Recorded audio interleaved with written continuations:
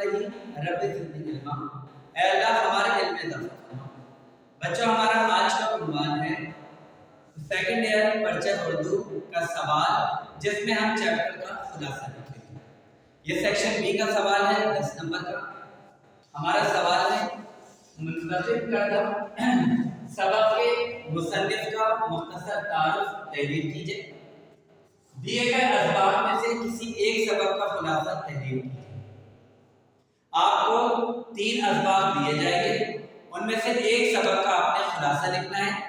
اس سے پہلے مصنف سبق کے مصنف کا یعنی آتھر کا مختصر تعارف یعنی بریف انٹروڈکشن اور اس کی بکس کے نام لکھنے ہیں۔ ہم نے آج کا سبق سلیکٹ کیا افسانہ، وہ ہے مجسمہ۔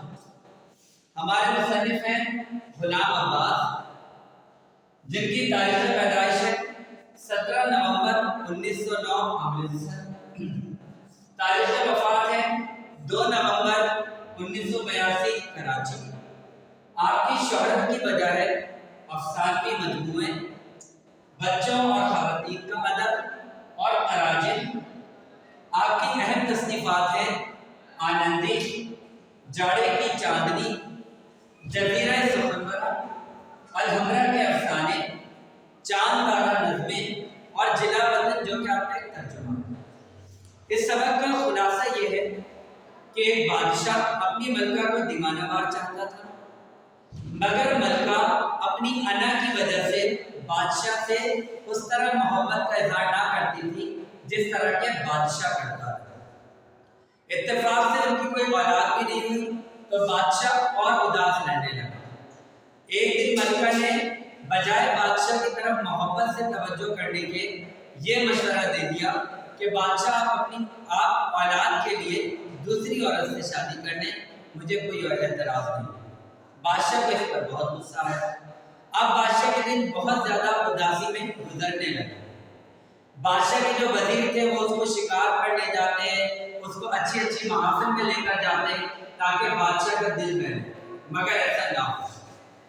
انہی دنوں جو ہے بادشاہ کو ایک چیز کا بہت شوق تھا، مصوری کا۔ اس کے پاس نادر نمونے مصوری کے موجود تھے۔ بادشاہ کے ایک بوڑھے سرتراش نے ایک خوبصورت عورت کا 1.5 سے 2 فٹ کا مجسمہ پیش کیا۔ بادشاہ کو بہت اچھا لگنے لگا۔ اب بادشاہ کی اداسی کم ہو گئی۔ وہ بجائے ملکہ سے بات کرنے کے گھنٹوں اسی مجسمے کو بڑی اہمیت سے، بڑی توجہ سے دیکھا کرتا، اس سے کھیلا کرتا، اس سے باتیں کرتا۔ یہ بات ملکہ نے محسوس کی اور ایک عورت ہونے اور عورت کی فطرت رکھنے کی وجہ سے وہ اس سے حسد محسوس کرنے لگی، اور اب وہ بہانے سے بادشاہ کو اس مجسمے سے دور کرنے کی کوشش کرنے لگی۔ ایک دن بادشاہ نے دیکھا کہ مجسمے کے گال پر داغ کا نشان ہے، اسے بڑا غصہ آیا۔ اس نے غلاموں کو سزا دی، لیکن بادشاہ نے سمجھ گیا تھا کہ ملکہ مجسمے سے نفرت کرنے لگی ہے کیونکہ وہ بادشاہ اور اس کے درمیان حائل ہے۔ پھر ملکہ نے اس مجسمے کے مختلف جسمانی اعضاء کو توڑنا شروع کر دیا، لیکن بادشاہ نے بجائے غصے کے خوشی کا دل میں اظہار کیا۔